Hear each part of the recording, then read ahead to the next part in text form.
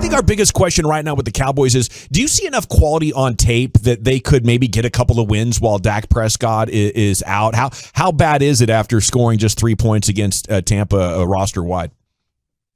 Well, I mean, it's bad. I mean, there's 32 teams in the league, and 31 other teams scored at least a touchdown, except for the Cowboys. So that's bad. But, there's a lot of ways to win a game. There's special teams. There's, you can decide to hit somebody and, knock them into the middle of next week. That's always a good way to help win games. I didn't see any of that going on. And then the timing between the quarterback and the receivers has to get better. And they got to decide just exactly what CeeDee Lamb is, because he's basically a non-factor over the last 2 losses at home. And that's got to be disappointing because they're putting a lot in him right now.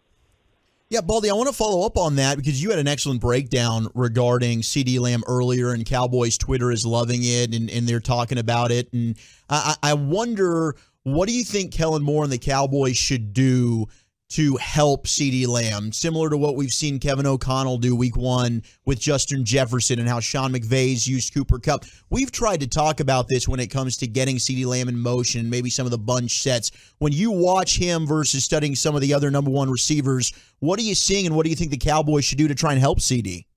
Well, they're doing that. I mean, they're running it from one side of the field to the other. They're running, hit screens and bubbles to him, and they're trying to get him the ball.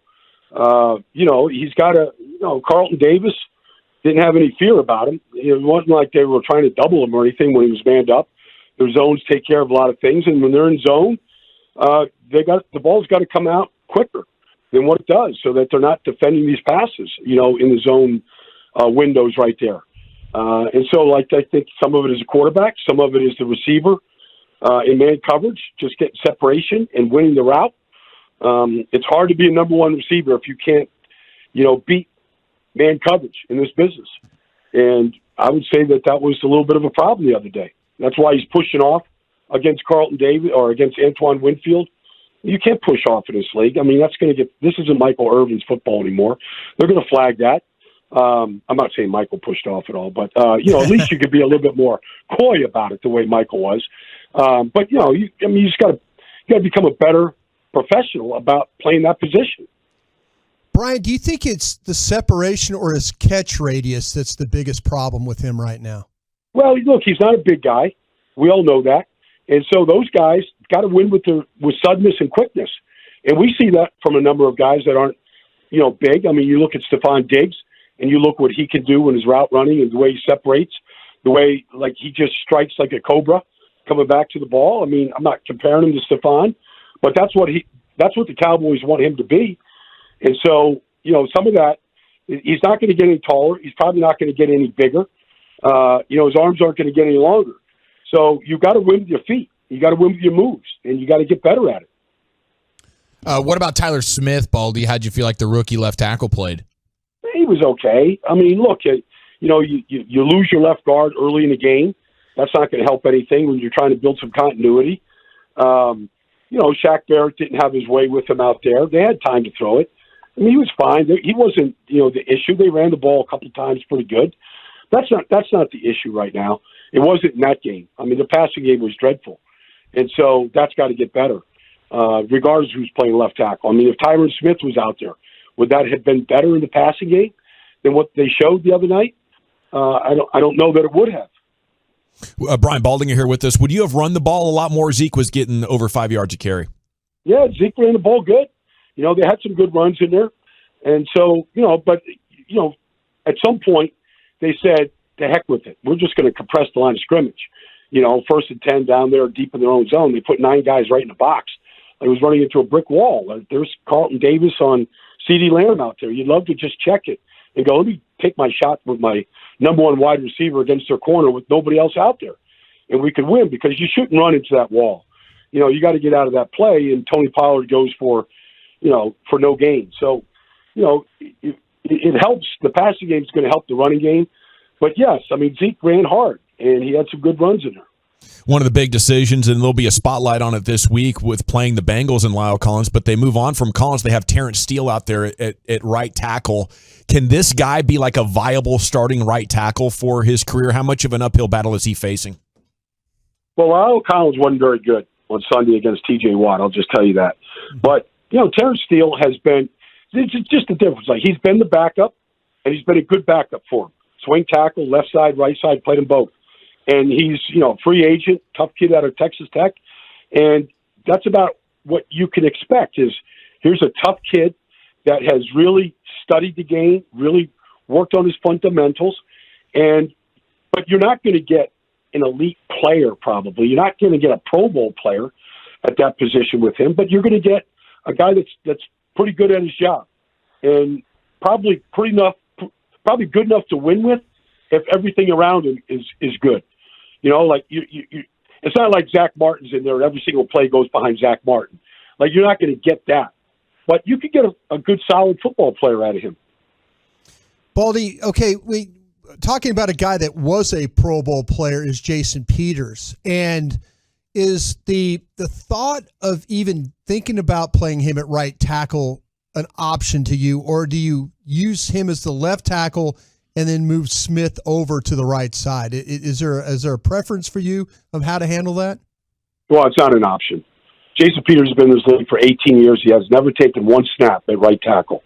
He's never taken one snap at guard. This is all talked about, in Philadelphia and when he started off in Buffalo. He's a left tackle.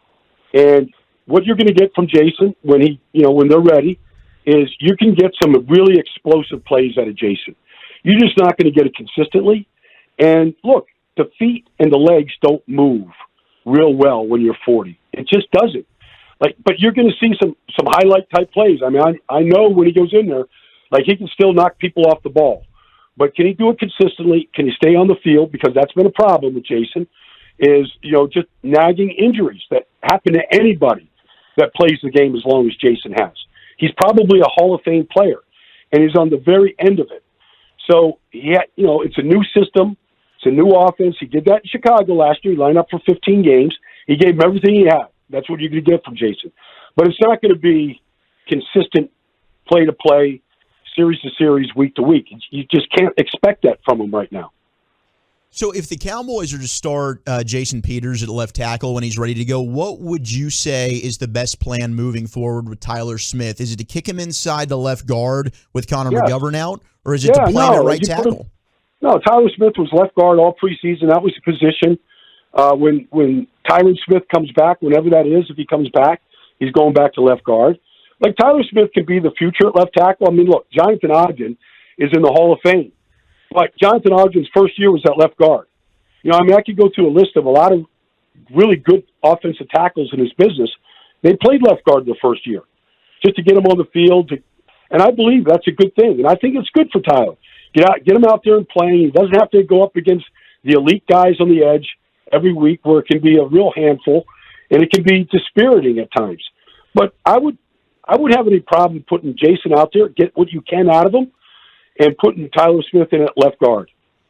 Brian Baldinger here. So it is remarkable in your time with the Cowboys, you played every offensive line position and tight end. Congrats on that, by the way, and fans, thank you for your service. What was different about that time or your abilities that allowed you to change so much compared to other players?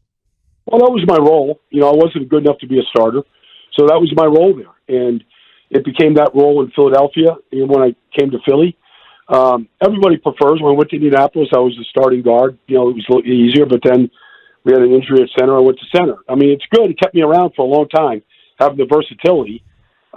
You kind of need a guy that can do all those different things when injuries hit. But there's other guys. Patrick McCarry's doing that in Baltimore right now.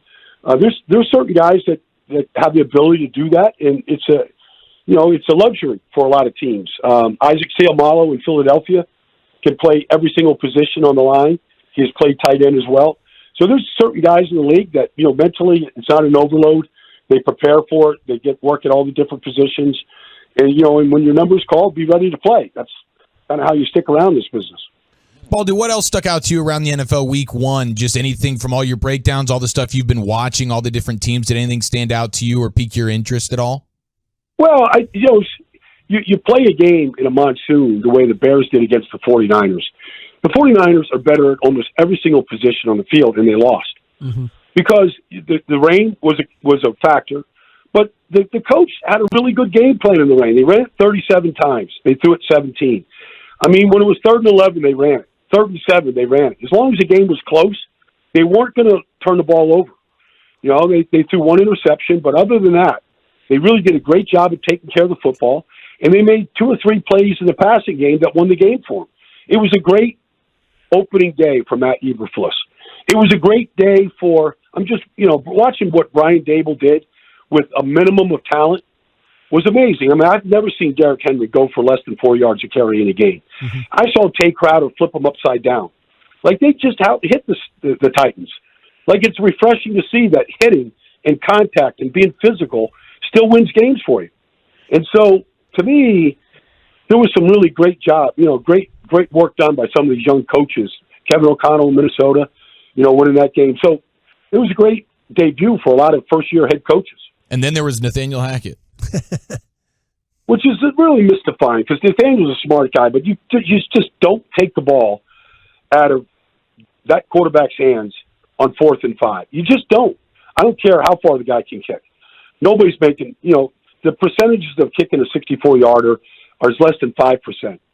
So you put the ball in Russell Wilson's hands and let him win or lose the game. That's what he wants to do.